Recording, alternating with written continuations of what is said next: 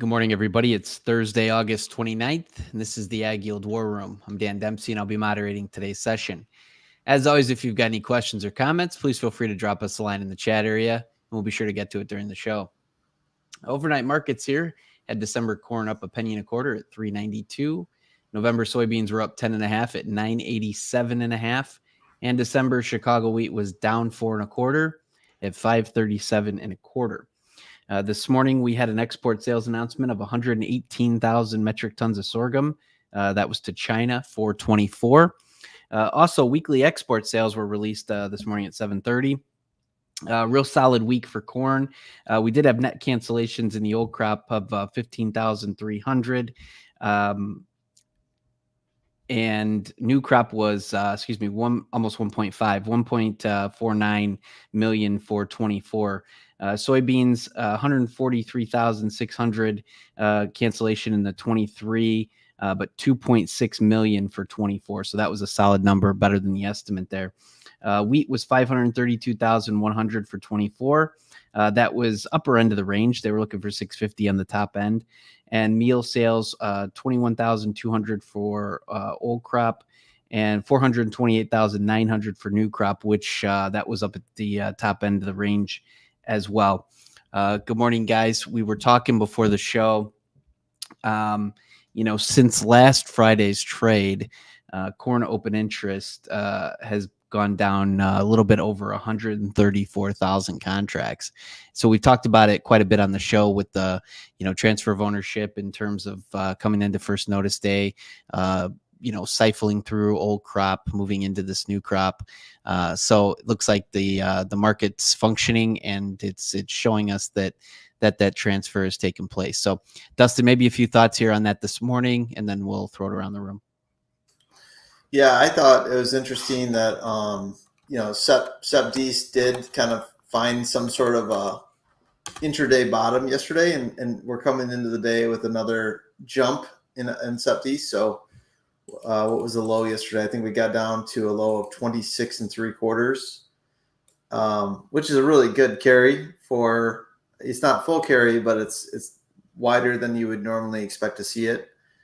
And so, getting control of those receipts, or, earning a small interest while having control of the receipts, it was possible at one point yesterday. And we found potentially some buyers there. Couple that with a drop in open interest, as you mentioned.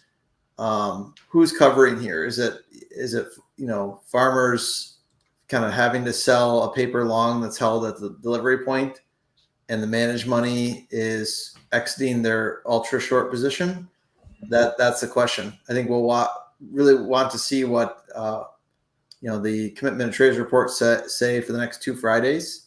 It's always in the rears. It's as of Tuesday. It comes out on Friday afternoon, just to know for sure. But it's a good chance that's probably what's happening, is we're seeing funds cover and farmers cover as well. Post first notice day, I think we look at still a record crop coming, and we're starting to see China pull back on buying a bit, or suggestive that they're going to pull back on imports to help support domestic prices. That's not a great sign, but I'd just be curious to see where markets are fairly valued once you get past all this positioning problem. Once bushels are locked away in the bin, I'm talking January, what's it really take basis wise and futures wise to draw those bushels out again once you get past that cash crunch and the harvest logistical nightmare? Maybe it is fairly valued here. Maybe it's lower. I would not be surprised, though, that it's steady to higher than this price in the end, just because we're coming into a time frame where we're seeing a lot of people market 2 crops at once. They're marketing their record crop that's in the field, and they're marketing whatever they have left for old crop that's running out of time on the calendar. So that's my take. I think there's a lot of things that are really pushing this thing down right now that we'll have to wait and see what happens when the veil is lifted after this period. It was interesting to see, you mentioned China proposing restrictions on imports, and 2 commodities that they've sold that they were focusing on hard, they're barley and sorghum. And then we see a sorghum sale to China this morning. So it's, in typical Chinese fashion. It's by the rumor sell fact, I guess. They want to make sure they have enough the batch of alcohol before they cut it off. So Right. Well, smart guys. Ben, what's on your mind this morning? Yeah, I think that we've known this was coming. Yesterday was first placement day for a lot of the commercials, so they want people to be out. First notice day is Friday for the rest of everyone else. I think that the shorts have played this really, really well. Would be totally normal to see some kind of a short covering bounce for people that didn't get in there and get something covered. I'm not really sure how aggressive we can be with harvest, out 3 to 5 weeks from now, depending on where you're at. Corn and soybeans being harvested in the Delta. We look at cash price today of where it's at, and with Sep at 367 and really weak basis, as in a lot of places in the East, you gotta get through that time frame when we start to see bushels come in that are new crop. And while I agree, I think that later on we'll probably see some price appreciation. I don't know what the big advantage is to getting aggressive today on it, but people will say that, and we price in big crops early, and maybe that's the case, but we need to see demand. We need to see it keep coming. There's some very lofty numbers in there for soybeans. There's some lofty numbers in there for corn, and I think that the best chance we have for some reasonably good price appreciation later is to stay down here and do enough business that we can make Jan, Feb, March really interesting if we see this big uptick in demand. So very good. Jace, any thoughts as we wrap grains here this morning? There's not a whole lot of fresh news here. One thing I did want to note and make a correction. In the weekly export sales, the old crop corn was positive 15,300. It was not net cancellations there. So I wanted to make that correction there. So anyway, Jace, maybe just a few parting shots here on the grain side this morning. Yeah. Obviously first notice day tomorrow. We talked a lot about this, but be interesting to see price action, right? I mean, a lot of times we put a low in September 1, right around this time frame. I think Justin brought this up a few days ago, but kind of the old veteran traders, right? If you want to take a stab at buying it, you buy some today, buy half today, buy half on first notice day, and see if see price action and see if a little bit of a pop will hold, as a good sign that a bottom is being formed, and see if we can't start trending higher. I think a lot is going to obviously depend on how big this crop is by the end of the year, right? So, or even over the next couple reports, right? We're obviously trading a large crop. The USDA put out a 183 corn yield. We're definitely trading that, if not even more, I would say. Right? Big crops get bigger, right? So the market probably starts pricing in that the next couple reports could be a revisement up in yield, not down. So I think if we can, take the pressure off from this old crop selling that we've seen, and then we can possibly have a little bit of a revise backward in yield, I think that would surprise the market somewhat to get a nice rebound, and maybe even start trending up to more reasonable prices into the end of the year. So, to be seen here. If not, right, if we are going to revise the crop larger over the next couple reports, then, maybe we still need to pressure the market down a little further into the end of October. So my gut tells me that we're probably, I think Justin made this point too, right? That I don't know the price, but we're close to some sort of low. My gut would say it is now, and we start to move higher, but to be seen. So. I had an interesting call yesterday from a peer, a gentleman that I knew on the floor for a long time, and he's a risk manager at one of the large prop houses. And his question to me is there a point here where the government steps in? And he doesn't have a basic understanding of crop insurance. So I think that when you start having people kind of outside the general ag circle starting to ask that question, it throws up some red flags of where's the concern at here and where is the actual floor. And, you know, I think that when you look at it, we hit the brakes last year at crop insurance levels. I think that those types of floors that he's asking about are lower from here, are lower than where we're at today in general. And I thought it was interesting that a guy who probably looks at 80% of risk management outside of agriculture was asking that question, because it's obviously getting into the main airwaves at this point. Yeah. And was that a value proposition that he was making? Like, how cheap can it get? And yeah, that's what I thought. That's how I read it, was how much more damage can we do here?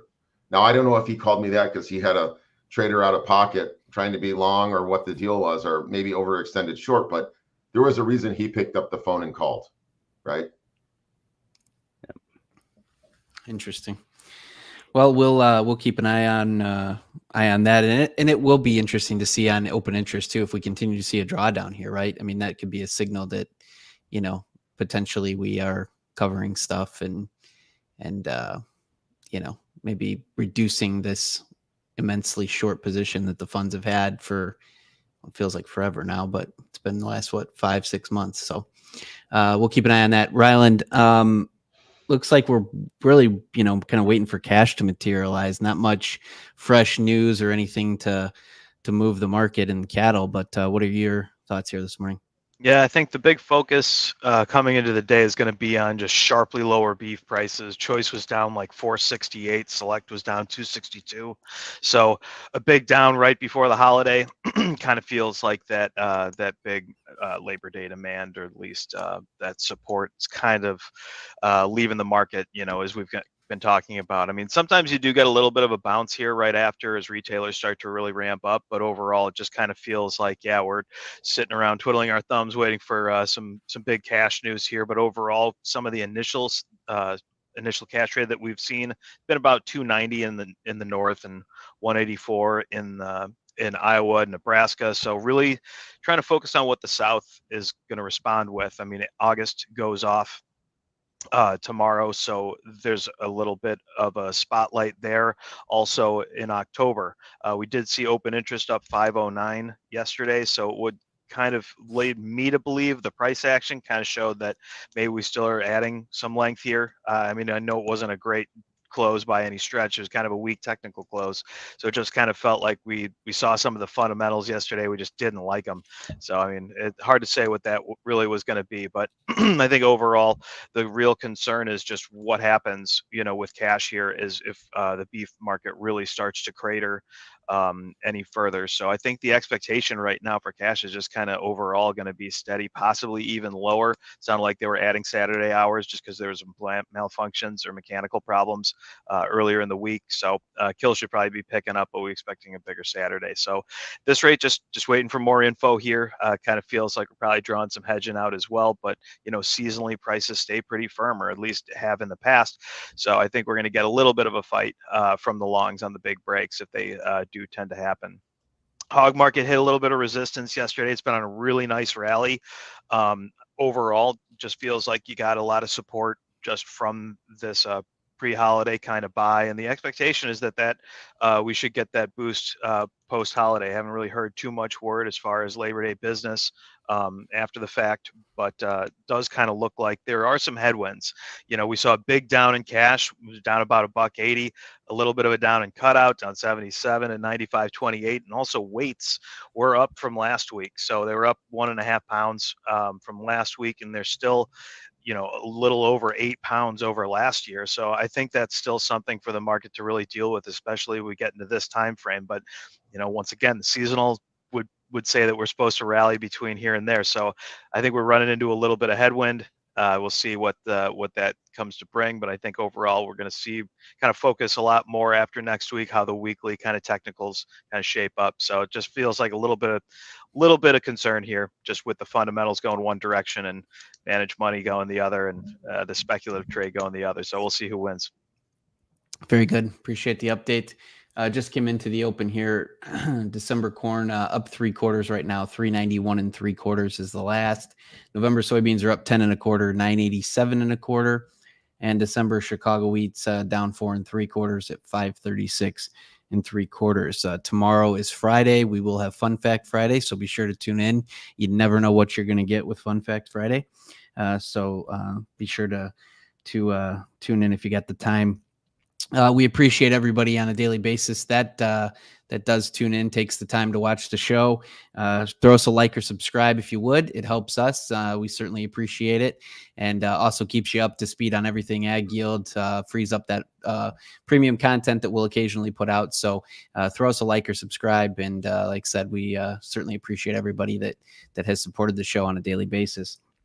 Every day that the markets are open, we're streaming live on X, Facebook Live, and YouTube Live, 8:15 Central Time. Appreciate the thoughts and comments here this morning, guys. It was a good conversation.